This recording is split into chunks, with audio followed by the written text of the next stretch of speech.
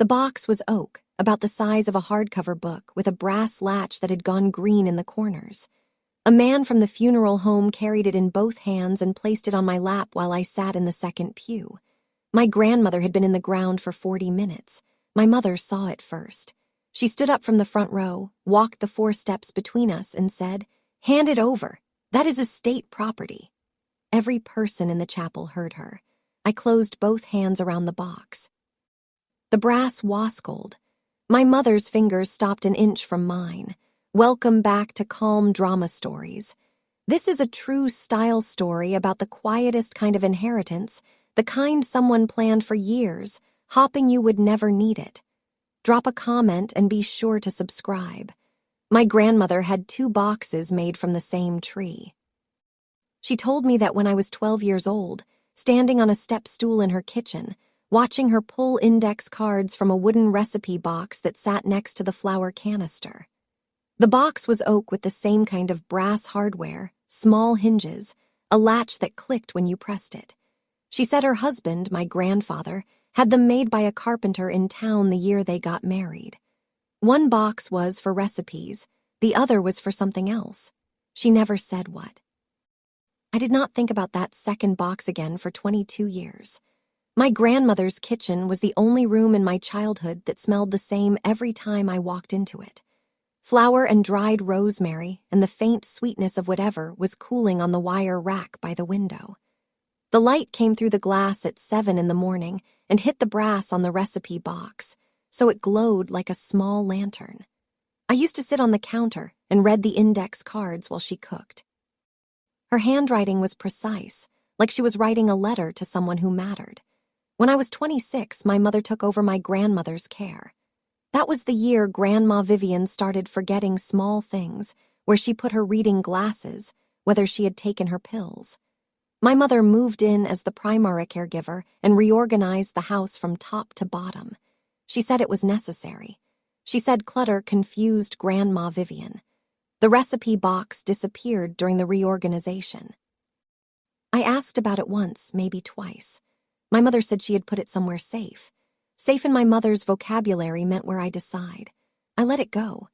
I was teaching full-time by then, and I had learned that arguing with my mother was like grading a test a student had already turned in blank. The answers were not going to appear no matter how long you stood there. Now I was sitting in my car outside the chapel, the funeral over, 87 people filtering out in dark coats and polite murmurs. The locked oak box sat on my passenger seat. I had buckled the seat belt over it. I do not know why. It just seemed like the kind of thing you do when you are carrying something that somebody fought to keep from you. The recipe box was for teaching me to cook. I did not know yet what the other box was for. My name is Wanda Whitfield. I am 34 years old and I teach 3rd grade at a public school 22 minutes from my apartment. My apartment has one window, a reading chair I bought at a yard sale for $15, and student artwork taped to the refrigerator that I change out every marking period. The current collection includes a watercolor rainbow, a crayon drawing of a dog that might be a horse, and a self-portrait by a boy named Marcus who drew himself with wings because he said he wanted to be ready in case he ever needed to leave fast. I earn $48,000 a year. I have $6,200 in savings. My car has 147,000 M on it and starts on the 3rd try every cold morning. A sound like a metal cough followed by a grudging agreement. I pack my lunch every day. Turkey sandwich, apple, granola bar. On Fridays, I treat myself to the school cafeteria chicken tenders because the lunch staff makes them from scratch and they are genuinely good. My older sister, Brianna, lives a different life. I know this because she posts it. Her Instagram has 32,000 followers and features her Renovate kitchen, her boutique opening party, and frequent pictures of our mother helping arrange window displays. Brianna's boutique is called Flourish. It sells candles, hand-poured soaps, and linen scarves that cost more than my weekly groceries. I do not resent my sister. That is not the same as saying it does not sting. My sister lived the life my mother approved of. I live the one I chose. 2 days after the funeral, The locked box was in my closet on the top shelf next to a box of old lesson plans. I had not opened it. I told myself I was waiting for the right moment. But that was not entirely true. I was waiting for the feeling in my chest to settle, the one that started when my mother's fingers came within an inch of mine, and I held on anyway. The car started on the third try that Tuesday morning. I drove to school. I taught fractions using paper pizza slices. I read aloud from a chapter book about a girl who solves mysteries. At 3:15, 22 children filed out, and I sat alone in my classroom and stared at the whiteboard until the custodian knocked to start vacuuming. The last Thanksgiving we all spent together was 3 years before my grandmother died. My mother hosted, as she always did, in the dining room with the good china. Plates she kept in a glass cabinet and washed by hand twice a year, whether they had been used or not. The silverware made a particular sound against that china, deliberate and measured, like someone counting. That was the evening my mother announced she was managing Grandma Vivian's finances full-time. She set it at the table between the cranberry sauce and the sweet potatoes, the same way she announced everything, as if it had already been decided and the rest of us were being informed. Mom's accounts are a mess, she said. Bills not paid on time, prescriptions lapsing. I have reorganized everything. The medications alone require a spreadsheet. She listed the needs. Home aids 3 days a week, blood pressure medication, property taxes on the farmhouse, a new roof estimate. She spoke with the precision of a former accountant, which she was. She had worked at a regional firm for 11 years before leaving to, as she put it, manage the family. My father nodded. He said, "Your grandmother always had her own way of doing things. Your mother just wants to make sure everything is organized." He said it the way he said most things, gently looking at his plate, trusting someone else to handle the parts of life that required confrontation. I asked if I could visit Grandma Vivi more often. My mother's answer was immediate. She gets confused with too many visitors. It is better if I coordinate visits. I noticed she said coordinate, not schedule. The difference mattered. Scheduling is logistics. Coordinating is control. That same weekend, I saw Brianna receive a check from our mother. Brianna called it seed money for the boutique. I did not know then where the seed had been planted. My mother had a filing cabinet in the den, steel gray, 4 drawers labeled by month, every receipt, every bank statement, every tax document filed, organized, cross-referenced. She was proud of it the way some people are proud of a garden. She kept it locked, but she made sure everyone knew it existed. If anything ever happens to me, she would say, "Everything you need is in that cabinet." I drove home alone that night. The highways were empty. I turned the radio off because the silence was easier to sit with than the pretending. 87 people came to my grandmother's funeral. I know the exact number because my mother kept a guest list on a legal pad in her purse, which she checked at the door like a hostess at a restaurant. My mother wore a tailored black dress with a single strand of pearls. She greeted each person by name. She touched arms. She accepted condolences with a practiced tilt of her head that said, "Thank you," and I carried this weight in the same motion. If grief were a performance art, my mother would have been exhibited at the Met. The eulogy was hers. She had not asked me to speak. She had not asked Brianna, though Brianna read a poem she found on the internet, something about heaven and dandelions. My father sat in the front row and stared at his hands like they belonged to someone else. My mother's eulogy lasted 11 minutes. She spoke about the 7 years of caregiving. She mentioned the doctor visits. 231, she said, though I suspect the number was chosen for its specificity rather than its accuracy. She mentioned bathing Grandma Vivian when she could no longer do it herself. She mentioned the night she sat beside a hospital bed for 14 hours during a pneumonia scare. These things were true. My mother did do them. That was the part that made everything else harder to name. She did not mention that during those 7 years I had asked to visit my grandmother 23 times. She approved 9. The funeral director approached me after the service. He was a quiet man, mid-60s, with the kind of cologne that mixed cedar with something medicinal. It blended with the leaves from the flower arrangements into a smell I will probably never forget. He leaned down to where I sat in the second pew and spoke softly. "Miss Whitfield, your grandmother left specific instructions with our office. This was to be given to you and only you. She arranged it 2 years ago." He placed the box on my lap with both hands, the way you set down something that might break. His fingers were steady. He had done this before, probably not with a locked oak box, but with the careful delivery of things the living leave behind for people who do not yet know they need them. It weighed less than a dictionary, and more than anything I had ever been handed. My mother was across the aisle in 4 steps. I have replayed those 4 steps many times since. They were not hurried. They were the steps of a woman who has been in charge of every room she has entered for the last 15 years and sees no reason this room should be different. "Hand it over," she said. "That is estate property." Her voice was calm, controlled, the same voice she used when she told the homemaid which shelf to put the towels on, and the voice she used when she told me my classroom was not a real career. It was the voice of a woman who had confused authority with ownership so completely that she could no longer tell the difference. 87 faces turned toward us. I could feel them without looking. The held breath, the lowered eyes, the way people go still when they are watching something they know they should not have to witness at a funeral. Brianna was in the 3rd pew. She froze with her phone halfway to her purse. My father looked at the floor. He did not move. He never moved. "I am the executor of the estate," my mother said. Her voice was still calm, but the word executor had an edge to it. The way a blade has an edge when it is held at the correct angle. Everything goes through me. I looked at her. The funeral director said, "It is for me," from her. 7 words. I had not planned them. They came out the way the right answer comes out of a student who did not know she knew it.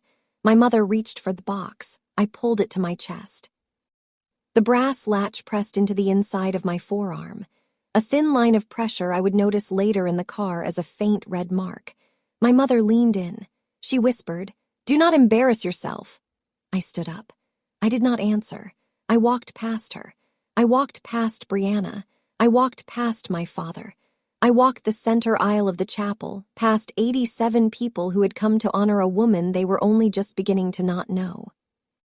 And I pushed open the glass door and stepped into the parking lot where the October air hit my face like cold water. I put the box on the passenger seat and buckled the seat belt over it. I do not know why. It just seemed like the kind of thing you do when you are carrying something that somebody fought to keep from you. I did not open the box that night. I set it on my kitchen table and sat across from it the way you sit across from a person who has something important to tell you but has not started talking yet. The latch was locked, a small keyhole, old-fashioned, the kind you see on jewelry boxes from another decade. I tried a hairpin. It took 4 seconds. The lock clicked like a classroom supply cabinet, a sound I had heard 1,000 times. Inside, on a square of cream-colored felt, there was a brass key, not a house key, not a car key, a small flat key with a bank name engraved on the bow, the kind of key that opens a safe deposit box. Beside it, a card folded once. My grandmother's handwriting still firm. This was written before the tremor years. "Go to the bank. Ask for Colleen Marsh. Give her the key and your driver's license. She knows what to do. I love you, sweetheart. Grandma." I read it 3 times. I held the card up to the kitchen light to make sure there was nothing written on the back. There was not. My grandmother had said everything she needed to say in 29 words. The next morning, I called the school and arranged for a substitute. I told the front office I had a family matter. This was not a lie. The bank was 40 minutes east in a town I had driven through but never stopped in. I parked, walked in, and asked the receptionist for Colleen Marsh. The receptionist made a call, came back, and said something I was not expecting. "She has been expecting you. Please follow me." Colleen Marsh was mid-40s, brown hair pulled back, a handshake that was firm without being a performance. She took the key from my hand and examined it the way a teacher examines a student's work, closely, respectfully, with the understanding that what she was holding mattered more to the person who made it than to the person reading it. She led me to a private room. She opened a safe deposit box with the key and set a sealed legal envelope on the table between us. The envelope was thick. It had the name of a law office printed in the corner. Glenn Harrion, attorney at law. Colleen looked at me and said, "Would you like a glass of water before you open it?" I should have asked why. The envelope held 46 pages. The cover letter was from Glenn Harrion. It was dated 6 years earlier when my grandmother was 73. And according to Thethry medical evaluations attached, fully competent, his handwriting in the margin said, "Vivian, your granddaughter will understand when the time comes." The letter explained that my grandmother had established an irrevocable trust in 2018. The trust held the proceeds from decades of farmland sales, acreage my grandfather had purchased through the 1970s and 80s. Parcels sold over 20 years as the land around the county seat appreciated. The total after investment growth and property settlements was $4,200,000. The sole beneficiary was me, Wanda Ann Whitfield. The trustee was Glenn Harrion. Not my mother, not my father, not anyone in the family. An independent attorney my grandmother had chosen specifically because he had no ties to any of us.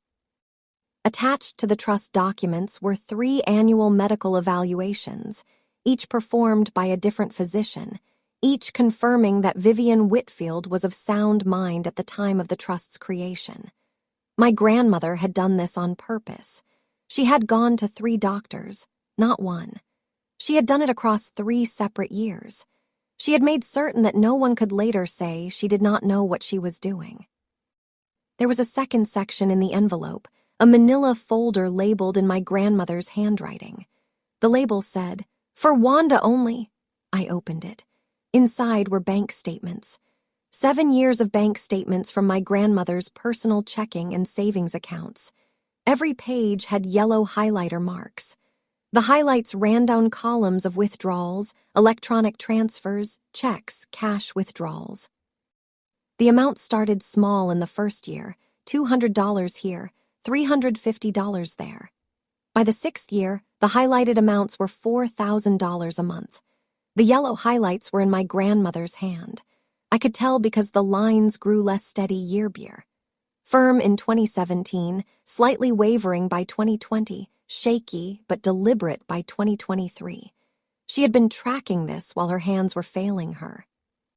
She had held the highlighter the way she held a kitchen knife in her last years with both hands because one was not enough anymore.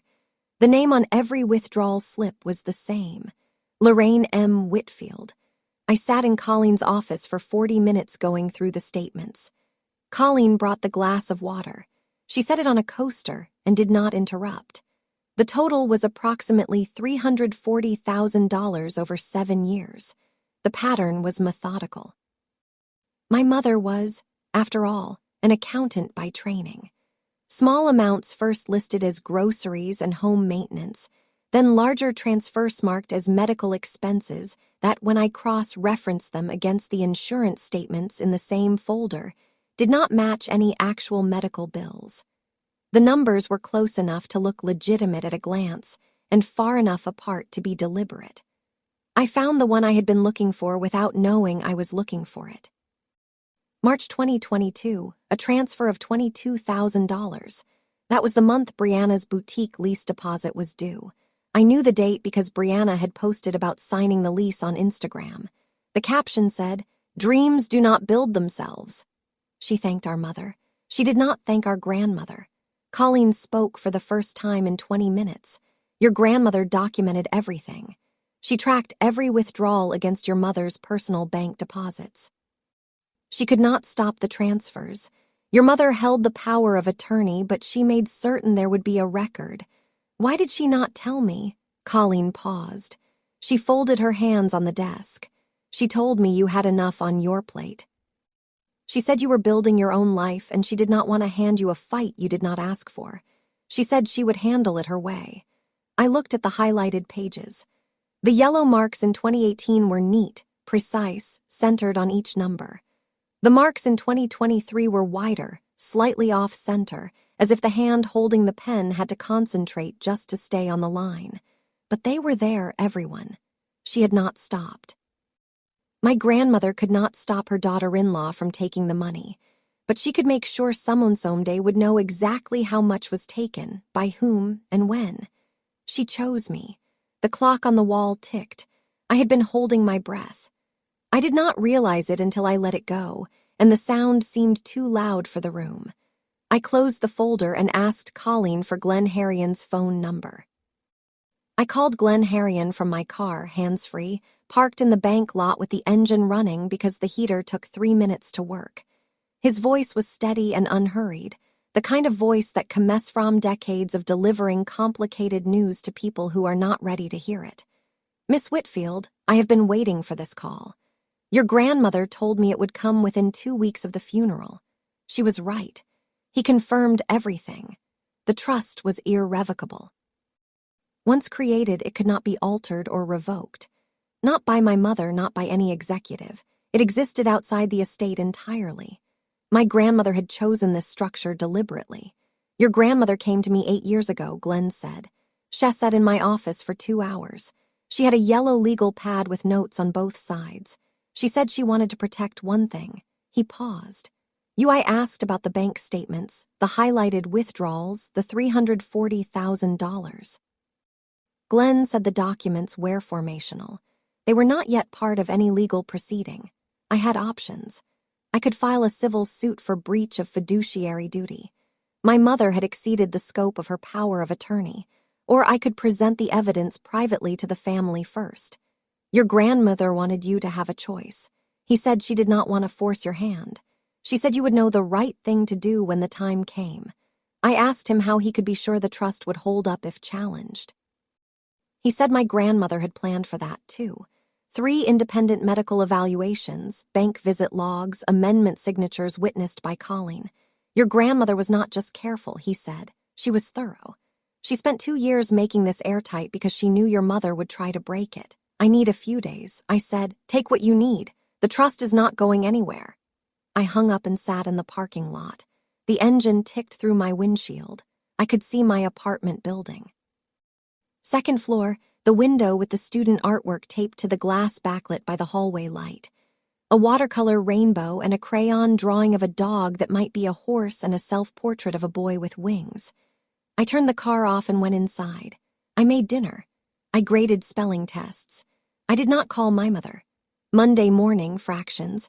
I cut paper plates into halves, thirds, quarters, and sixths.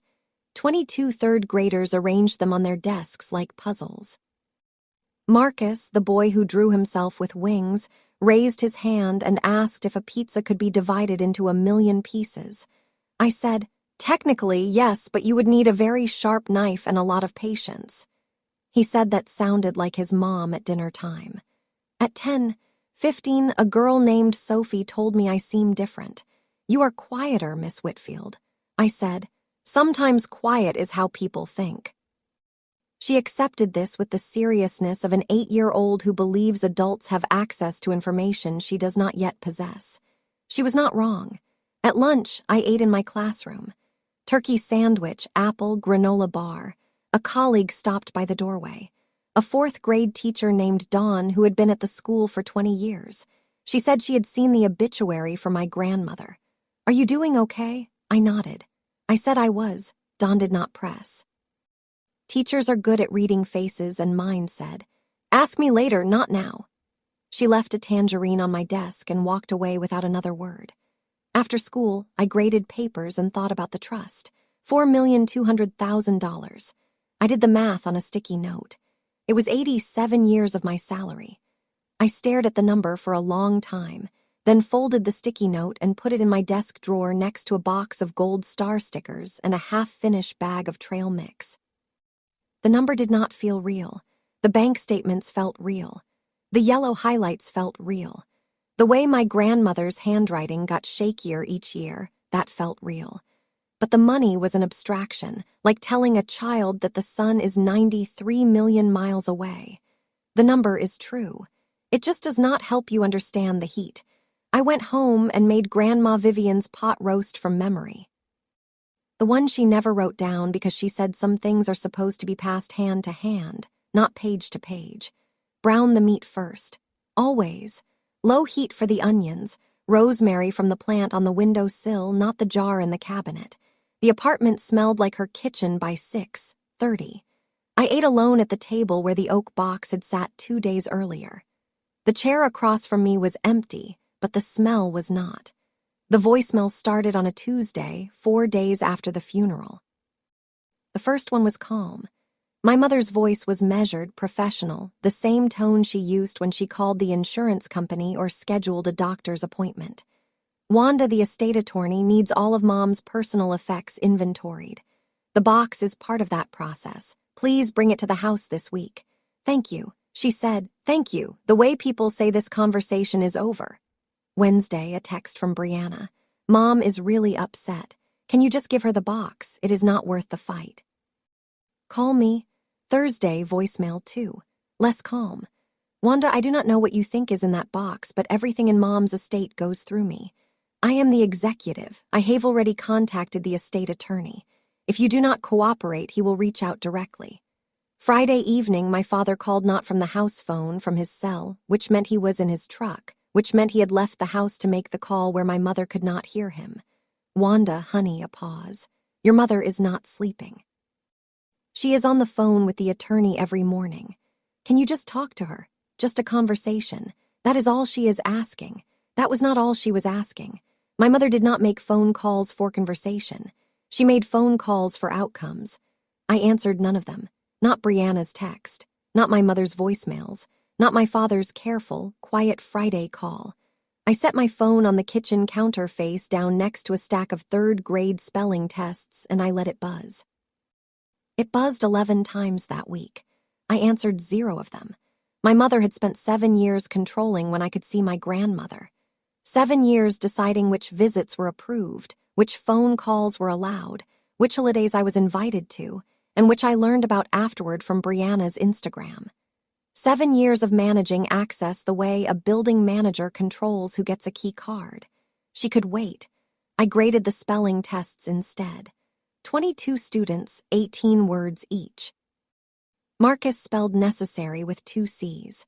Sophie spelled beautiful correctly and drew a small flower beside it.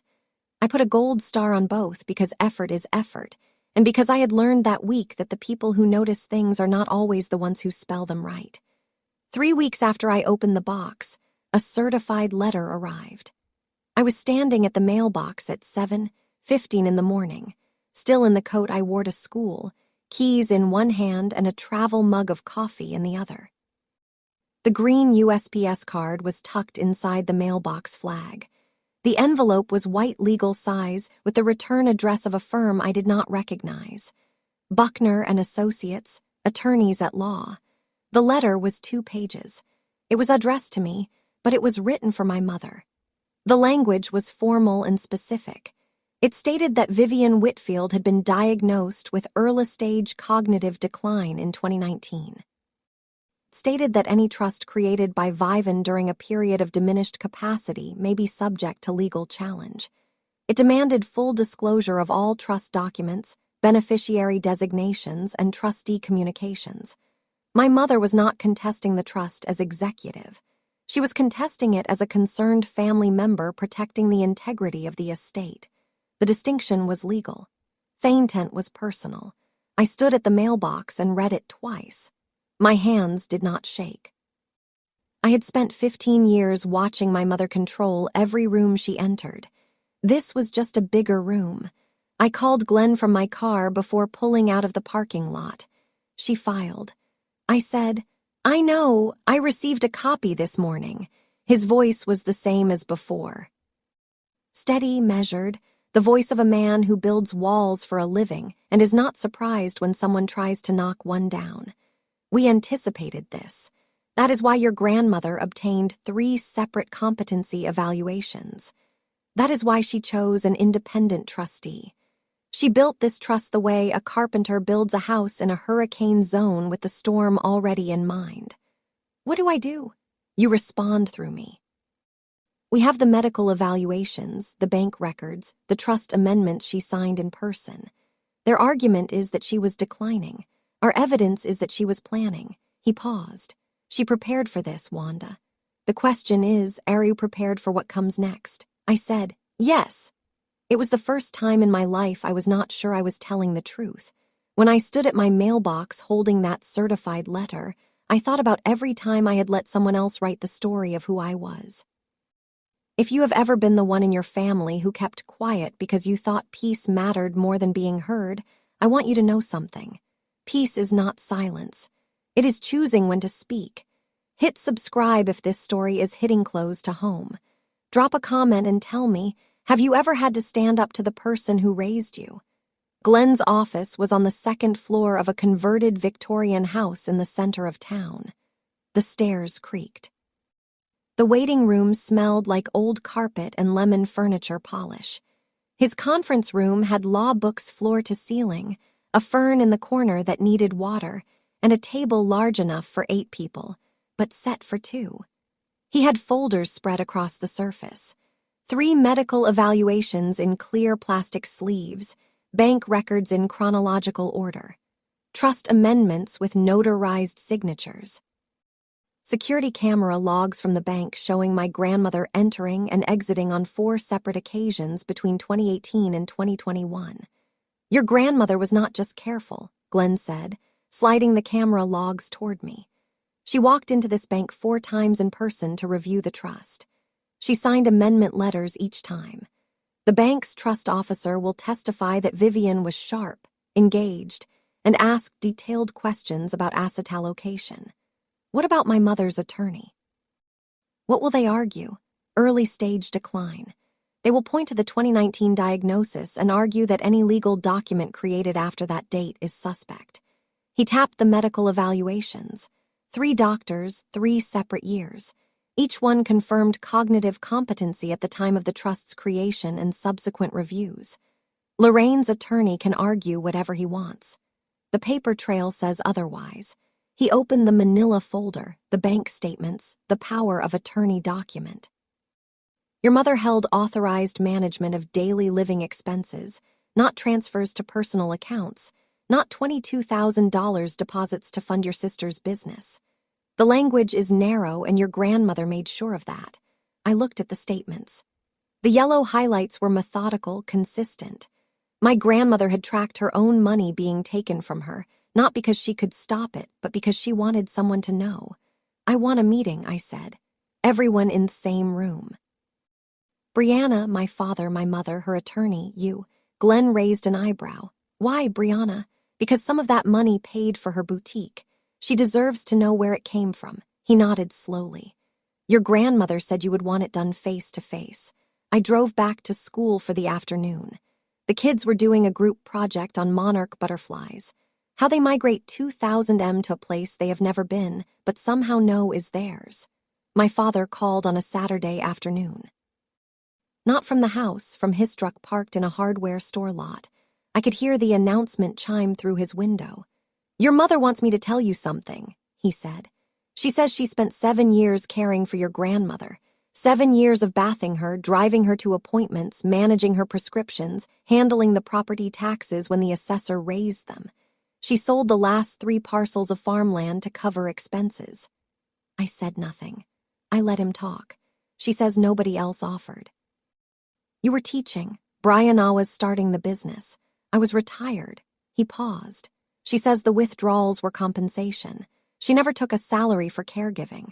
She says it was the same as a home aide getting paid, except she was family. My father delivered this the way he delivered most things, carefully, as if he were carrying something fragile through a doorway that was slightly too narrow. He did not say whether he believed it.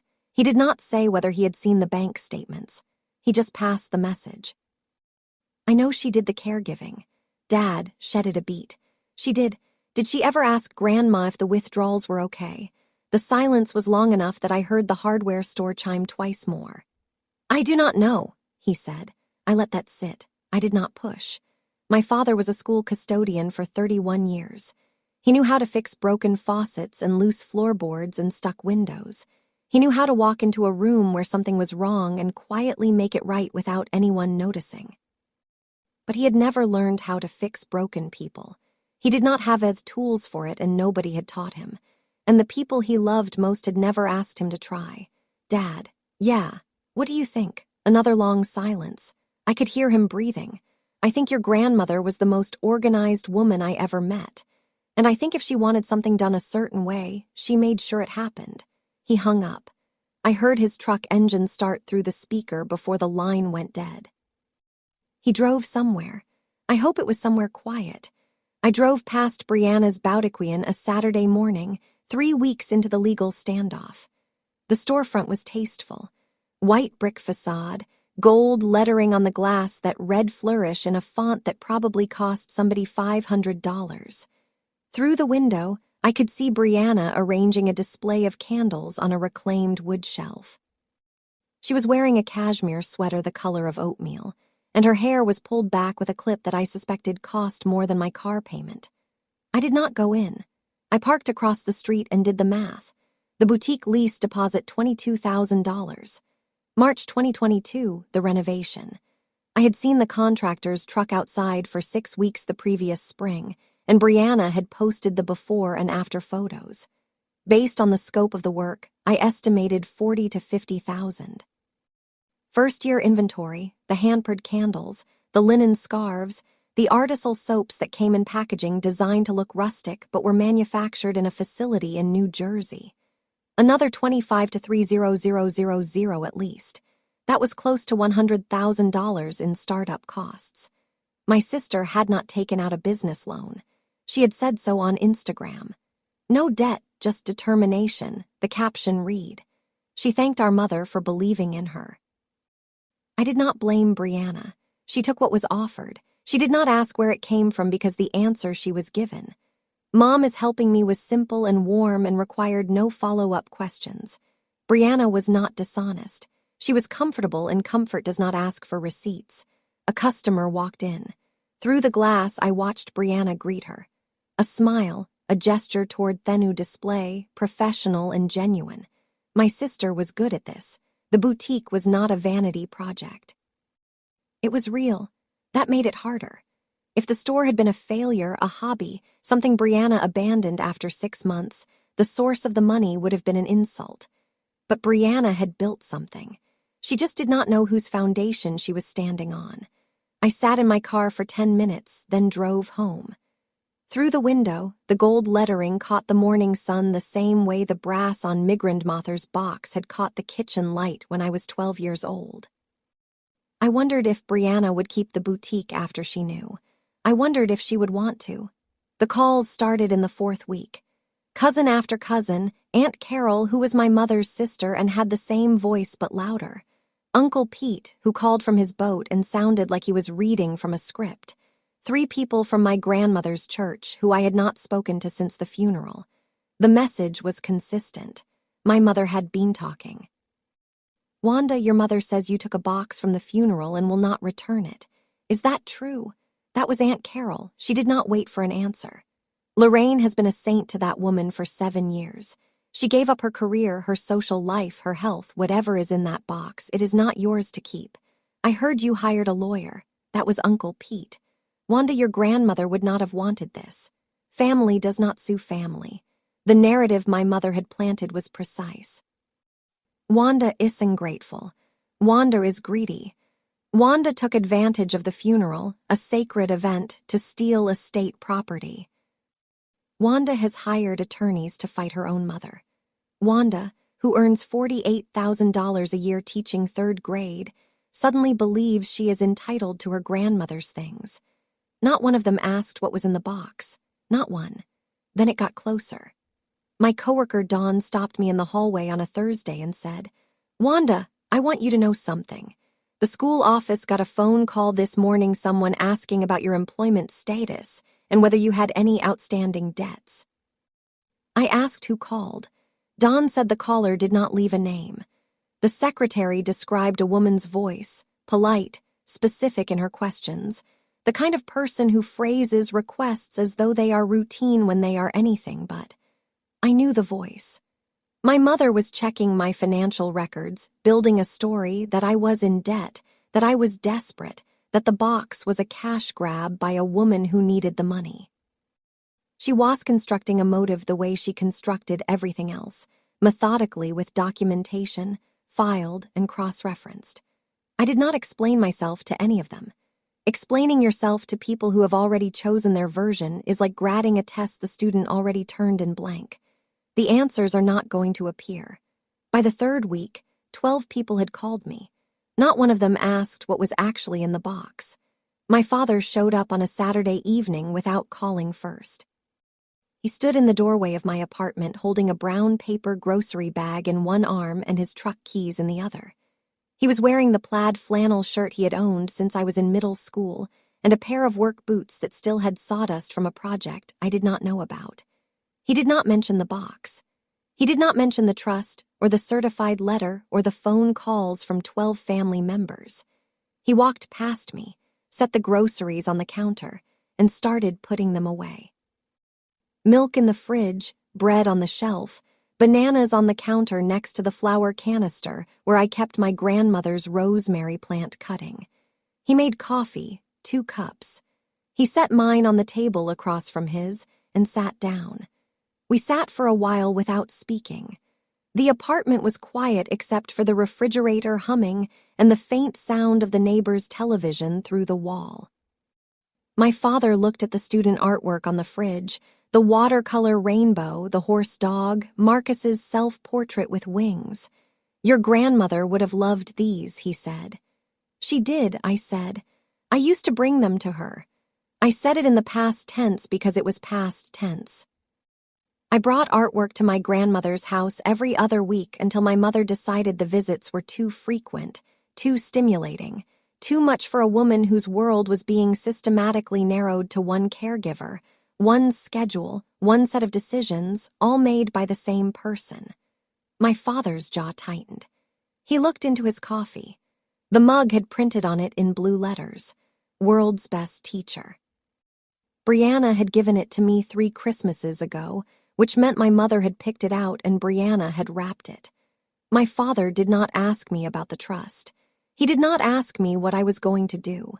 He did not offer advice or take sides or say the thing that husbands are supposed to say when their wives are in the wrong. He just sat with me. He drank coffee. He looked at the drawings my students had made and did not say what he was thinking, which was probably the same thing I was thinking, which was that the simplest things in this apartment, the art, the coffee, the $15 reading chair, were more honest than anything in the house he had lived in for 40 years. He stood up at 8:30. At the door, he turned. "Whatever happens," he said, "you are still my kid." He did not say the same about my mother. He did not need to. If you have ever sat at a table set for one and wondered whether the people who were supposed to love you ever really saw you, I need you to know something. That feeling does not make you weak. It makes you the only honest person in the room. Brianna called on a Wednesday evening. Her voice was not hostile, but it was firm. The voice of a woman who had been given a version of events and was trying to decide how firmly to hold it. "Wanda." Mom showed me the legal filing. "She says the trust was created when Grandma was not well. If that is true, the money should go back to the estate." "Mom showed you the filing." "Yes." "Did she show you the bank statements?" A pause. "What bank statements?" "Ask her about the March 2022 withdrawal. $22,000. Ask her where the money went." Silence. I could hear Brianna breathing in the background. The faint sound of something, wind chimes maybe. She was on her porch. "What are you talking about, Wanda?" "Month your boutique deposit was due. Ask Mom where the money came from. Then ask yourself if you still want the trust voided." She hung up. I do not know if she was angry or frightened or confused. Probably all 3. In the way you feel all 3. When the ground beneath a thing you built starts to shift and you realize the foundation was never yours. I sat alone in my apartment that night, the locked oak box, empty now, sat on my bookshelf between a copy of Charlotte's Web and a binder of lesson plans. It looked smaller than it had in the chapel, lighter, but harder to look at because empty things sometimes carry more weight than full ones. I thought about my father's words from Thanksgiving 3 years ago. "Your grandmother always had her own way of doing things." He had said it like a fact. He had not known it was a prophecy. My grandmother did not just leave me money. She left me proof. And proof is a heavier thing to carry than a box, because money is a number. Proof is a choice. It sits in your hands, and it waits for you to decide what to do with it. And it does not care whether you are ready. And it does not go away just because you set it on a shelf and try to live a normal life. The rosemary plant on the windowsill was still green.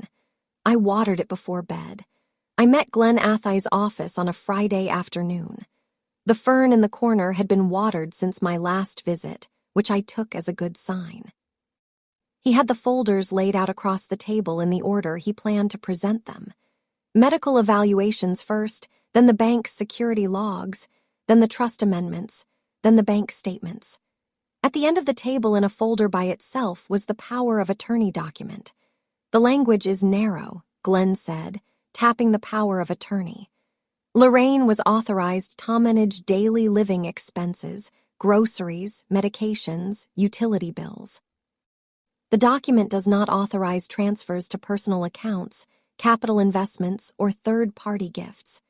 The $22,000 to your sister, that is a textbook breach. Will L. Rain's attorney argue it was compensation for caregiving? He will try, but compensation requires either a written agreement between the caregiver and the care recipient or approval from a court. Neither exists. Lorraine never asks your grandmother for permission. She never filed a petition. She just took it. He paused, and she filed it in her own cabinet by month with receipts. The irony was not lost on either of us. My mother's meticulous record-keeping, the thing she was most proud of, the filing cabinet she referenced like a trophy, was the very thing that made the evidence incontestable. She had organized her own paper trail. Their argument comes down to one thing, Glenn said: mental capacity. If they can prove your grandmother was declining when the trust was created, everything else falls apart. But we have 3 doctors and a bank officer who say otherwise. He slid a single sheet of paper across the desk, handwritten. My grandmother's script, shakier than the note in the box, but legible. Your grandmother wrote this 6 months before she died. She asked me to give it to you at the right moment. He looked at me. I believe this is the moment. I read it. I will not tell you what it said. Not yet. But I can tell you that when I finished reading, I set the paper down, pressed both palms flat on the table, and stayed like that for a full minute. Glenn did not interrupt. I folded the letter and put it in my coat pocket next to my car keys and a gold star sticker I had forgotten to remove. Schedule the meeting, I said. Everyone in the room. The night before the meeting, I sat at my kitchen table with my grandmother's letter. The handwriting was familiar but diminished. The same strong strokes compressed into a smaller space, as if her hand had to work harder to say the same things. The ink wasp blew. One corner of the paper was slightly smudged, the way it gets when someone rests their wrist on wet ink before it dries. She had been writing slowly. I will tell you what the letter said because my grandmother would have wanted me to. She wrote that she knew what Lorraine had been doing. She had known for years. She had tracked it not because she expected to confront Lorraine. She knew by then that confrontation with Lorraine was like arguing with a locked door, but because she wanted someone to have the truth after she was gone. She wrote that she chose not to fight publicly because she did not want my father caught in the middle. Russell is a good man who married a difficult woman. She wrote, that is not a crime. It is a heartbreak. She wrote that she chose to protect me differently by building something Lorraine could not see and could not reach. You were the only one who visited me because you wanted to, not because you needed something, she wrote. That is how I knew. She ended the letter with a line I have carried with me every day since. The people who love you do not always fight for you the loudest. Sometimes they plan for you the quietest. I cried. It was the first time since the funeral, not dramatic. I did not put my head on the table or make a sound. I just sat there and let it happen the way rain happens, without announcement, without apology. The tears fell on the table and I wiped them with the sleeve of my sweatshirt. And that was that. I washed my face. I laid out clothes for the next morning. The Nava blazer I wear for parent-teacher conferences. It was the most professional thing I owned. Good enough for meeting parents. Good enough for meeting the truth. I set my alarm for 6. I was not nervous. I was something harder to name. The feeling you get when you realize that someone who loved you believed in a day you had not yet lived. And now the day is here. And you have to be the person they saw when they looked at you. Glenn's conference room. 10:00 in the morning. The table set for 7. On side, my mother in a charcoal blazer, her attorney, Bennett, a man in his 50s with a bald spot he compensated for with an expensive tie, and Brianna, who sat between them like someone waiting for a train she was not sure she wanted to board. On the other side, me and my Navy parent-teacher conference blazer, and Glenn with 4 folders arranged in front of him like place settings. My father sat at the head of the table. He had not been asked to sit there. He chose it. I noticed. Bennett spoke first. He was efficient and rehearsed. He said that Vivian Whitfield had been diagnosed with early-stage cognitive decline in 2019. He said that any legal instrument created after that date should be reviewed for validity. He said his client, he gestured to my mother, was acting in the best interest of the family and the estate. My mother nodded while he spoke. Her face was composed. She looked like a woman at a board meeting, not a woman sitting across from her daughter with 7 years of bank statements between them. Glenn opened the first folder. He placed 3 medical evaluations on the table. 2018, 2019, 2020. 3 different physicians. He read the concluding statements aloud. Each one confirmed that Vivian Whitfield was of sound mind at the time of examination. Oriented to time, place, and person, demonstrates consistent decision-making capacity, no evidence of undue influence. Bennett said the evaluations could have been arranged during lucid periods and did not reflect overall decline. Glenn opened the second folder, bank security logs.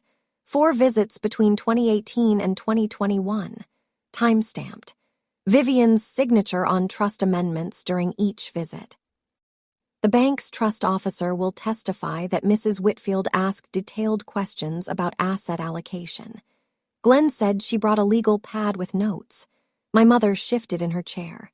Glenn opened the third folder. The bank statements, 7 years, yellow highlights. He set them in the center of the table facing my mother. Mrs. Whitfield transferred approximately $340,000 from Vivian's accounts over 7 years. He said, the power of attorney authorized daily living expenses. These transfers do not qualify. He turned to my mother. Mrs. Whitfield, your mother-in-law tracked every withdrawal. She matched every transfer to your personal bank deposits. She used your own system monthly, organized by category. He paused. She was thorough because you taught her to be. The room was quiet. Brianna was looking at the March 2022 statement. I watched her eyes find the number. $22,000. I watched her mouth open slightly and then close. She knew. She had not known before, but she knew now. My father's hands were flat on the table, fingers slightly spread. The way you press your hands on something when you need to feel it is solid. He stared at the bank statements. He did not speak. Bennett leaned over and whispered something to my mother. My mother's face changed. Not guilt, not anger. It was the expression of someone who has just realized that the defense they built their entire identity around. I sacrificed. I cared. I earned this. Is collapsing in a room full of people who can see the collapse happening in real time. She said nothing. The conference room door opened. A woman in her 50s walked in, still wearing her winter coat. Her name was Margaret. She had been my grandmother's homemaid for the last 2 years of her life. Hired by my mother, paid from my grandmother's accounts, but loyal in a way that money cannot buy and cannot erase. Glenn had invited her. My mother had not known. Margaret stood at the end of the table. She looked at my mother briefly, then looked away. She spoke directly to the room. Vivian asked me to be here. She said those exact words 4 months before she passed. She said, if Wanda ever has to sit in a room full of people who do not believe her, I want someone there who saw what I saw. Margaret explained. My grandmother had been lucid in her final years. Not always, not every day, but enough. Enough to notice the bank statements arriving in envelopes her daughter-in-law opened first. Enough to ask Margaret to mail a letter to Glenn's office without Lorraine knowing. Enough to say on a Tuesday afternoon while Lorraine was at the pharmacy, Margaret, My daughter-in-law is taking my money. I cannot stop her, but I can make sure my granddaughter knows."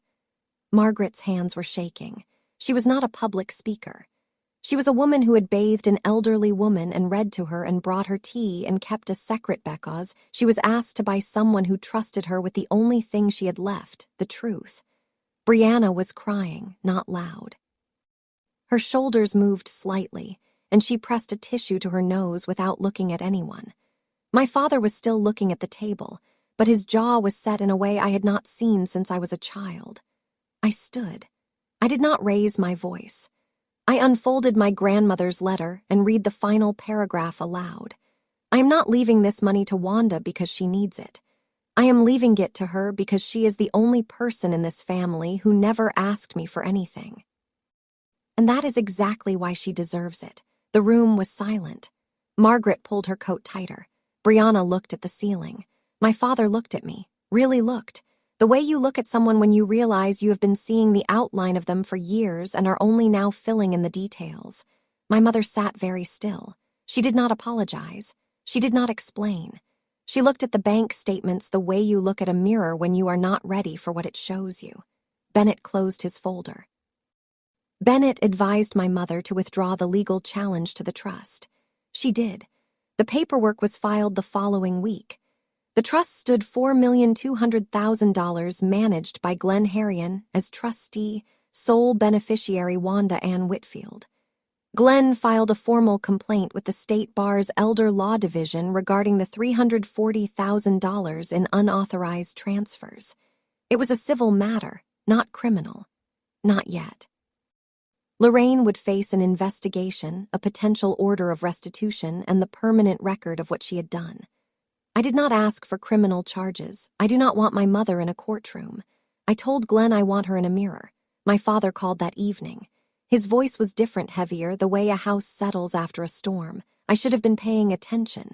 He said, "You are paying attention now." I said. He was quiet for a long time. Then he said, "Your grandmother was right about you." He did not say what she had been right about. He did not need to. Brianna texted 2 days later, just 2 lines. "Can we talk? Not today, but soon." I wrote back, "Whenever you are ready." I found the recipe box in a storage unit my mother had rented in the next town over. Glenn's paralegal discovered the unit during the document audit.